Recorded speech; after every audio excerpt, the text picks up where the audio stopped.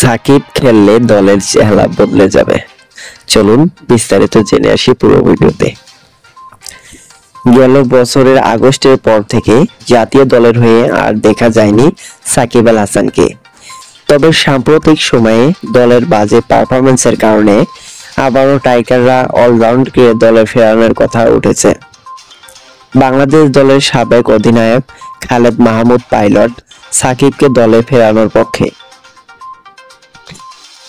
সোমবার এক অনুষ্ঠানে সাকিবকে নিয়ে পাইলট বলেন, আমি মনে করি রাজনৈতিক ব্যাপারগুলো না থাকলে একজন প্লেয়ার হিসেবে সাকিবের বিকল্প এখনো আমাদের দলে নেই।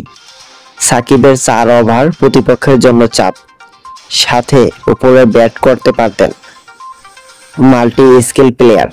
সাকিব এখনো আমাদের দলে অপরিহার্য একজন প্লেয়ার, সেটা সে প্রমাণ করেছে জিএসএল এ।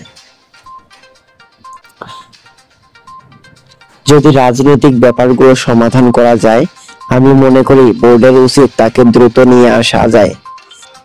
একটা লিডারশিপ দরকার, টিমে লিডারশিপ দরকার। একজন সিনিয়র থাকলে সবাই তাকে ফলো করে। মাশরাফি বিন মুর্তজা যখন ক্যাপ্টেন্সি করেছে, তখন তার অধীনে তামিম ইকবাল, সাকিব, মাহমুদুল্লাহ সবাই তার জুনিয়র ছিল। সাকিব দলে আসলে দলের চেহারা বদলে যাবে।